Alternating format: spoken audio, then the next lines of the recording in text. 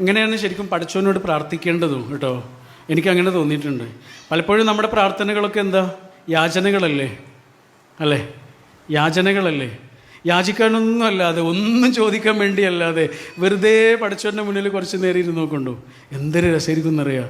പടച്ചവന് എന്തൊരു ഇഷ്ടമായിരിക്കും അത്. കാരണം പടച്ചവന് നമ്മുടെ ആവശ്യങ്ങളൊക്കെ അറിയാം. പടച്ചവനെ നമ്മുടെ ആവശ്യങ്ങളൊക്കെ അറിയാം. അത് പ്രത്യേകം പറയേണ്ട കാര്യമൊന്നുമില്ല.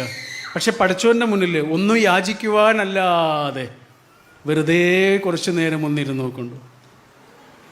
യാചന നിരോധിച്ചു എന്ന് പറഞ്ഞാൽ നമ്മുടെ ആരാധനാലയങ്ങളിലൊന്നും ആൾക്കാരുണ്ടാവില്ല. എല്ലാവരും എന്തിനാണ് വരുന്നത്? എന്തൊക്കെയോ യാചിക്കുവാനാണ്. യാചിക്കുവാനൊന്നുമല്ലാതെ, ചോദിക്കാനൊന്നുമല്ലാതെ പടച്ചവൻ്റെ മുന്നിൽ കുറച്ച് നേരം ഇങ്ങനെ ഇരുന്ന് നോക്കൂ. യൂനുസ് നബിയെക്കുറിച്ച് കേട്ടിട്ടില്ലേ? യോനേ പ്രവാചകൻ ബൈബിളിൽ.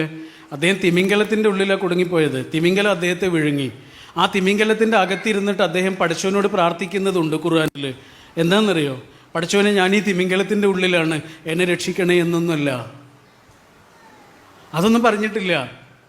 പിന്നെന്താ പറഞ്ഞത്? ലാ ഇലാഹ ഇല്ല അൻത സുബ്ഹാനക് ഇന്നീ കുൻതു മിനൽ ളാലിമീൻ. എനിക്ക് തെറ്റ് പറ്റിപ്പോയി, നീ പരിശുദ്ധനാണ്. അത് മതി. ബാക്കിയൊക്കെ പഠിച്ചവനറിയാം. ഈ ആളെവിടെയാണ് കിടക്കുന്നതെന്നും അയാൾക്ക് ഇപ്പം എന്താണ് ആവശ്യമെന്നും പഠിച്ചവനറിയാം. നമ്മുടെ ആവശ്യങ്ങളൊക്കെ പഠിച്ചവനറിയാം. വെറുതെ ഒന്നിനു വേണ്ടിയല്ലാതെ കുറച്ച് നേരം പഠിച്ചവനോട് ഇങ്ങനെ മിണ്ടി പറഞ്ഞിരുന്ന് നോക്കൂ.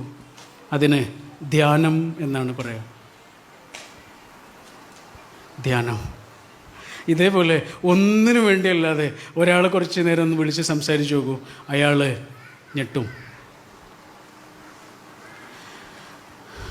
അയാൾ ഞെട്ടിപ്പോവും. നമ്മൾ പറഞ്ഞു വന്നത് അതുതന്നെയായിരുന്നു കേട്ടോ.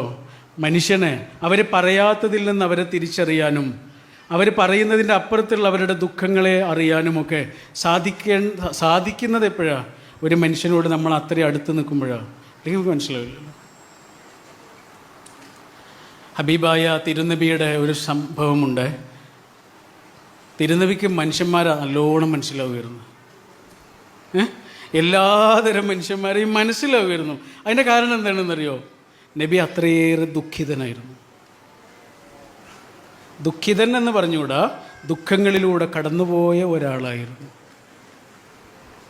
ഒരു മനുഷ്യന് എന്തൊക്കെ ദുഃഖം കിട്ടും അതൊക്കെ കിട്ടിയിട്ടുണ്ട്.